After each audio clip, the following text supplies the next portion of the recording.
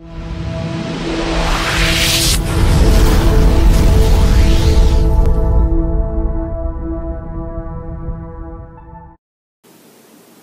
there, Jolene Brown here. This month's video blog is so darn important, I hope you listen all the way through, because today we're going to talk about what is the obligation that you have when you put a ring on someone's finger. You know, I have the privilege to have conversations with so many young couples in agriculture. They're committed to each other, they're making their marriage strong, and they're working so darn hard for their families and on their farms. And then disaster strikes. The breadwinner, the one who makes the majority of the income for the lifestyle and the living that they have, suddenly dies. And those left behind are often left in the dark and in complete despair. I believe that the minute you put a ring on somebody's finger, it comes with an obligation to continue the lifestyle and living that you have started, and also to make sure that the bills can be paid. This includes a roof over your head. And I asked the young people, you know, if your farmer died, could you continue to live in the farmhouse? Especially if the farm owns the house in which you live? You see, we've got to be realistic here, and so I turn to financial planners, and I listen to them carefully as I sit on these advisory councils, and they're sharing 5 things that I think are extremely important that relates to putting a ring on someone's finger. The first one is this. As a couple, do you know that money truly matters? Oh, I know you're working hard, but you know, money really matters. And they're saying make sure that you have your personal finances separate from the farm finances. Make sure there is transparency and no surprises, please. We want open accounting because money really matters. You've got to know what's going on. Second, would you please save for emergencies?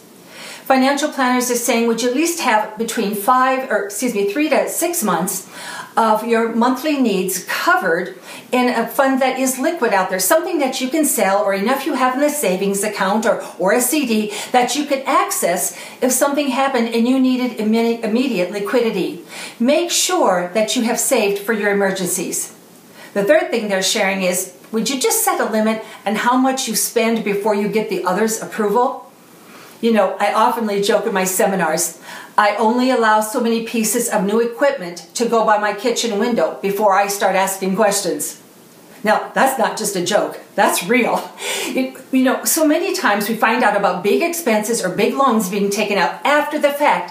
Hey, you put a ring on someone's finger, you say that you're united on the same front, so for heaven's sakes, make sure with the big decisions that there is approval and understanding and support. The next one, would you please be cautious with credit cards and other debt? It's so important that we understand that when we sign something, such as a credit card or a loan, or how about a personal guarantee for a business loan at your bank, when we sign those papers, that signature stands for something. It says that we are going to make sure that things get paid. Well, how are they going to get paid? You better be careful with your debt and with your credit cards. Next, would you please plan for unexpected departures? Where will your family live? What will they live on? Can they continue the lifestyle and living that you have started with them? You know, I believe that when you put that ring on a finger, that there is a reason to have some term life insurance, that there's a reason to have some diversified interests, not just to cover the immediate disaster, but what about to be a foundation so that you can continue on in your life? Caring for another requires action. And I know, gosh darn it, we're so busy, we don't have time for this stuff. Until disaster happens, and then we wish we had taken the time. You know, love is not just an emotion. Love is a verb. And when you put a ring on someone's finger, I think it requires action. And I think that we need to take action now to meet those obligations.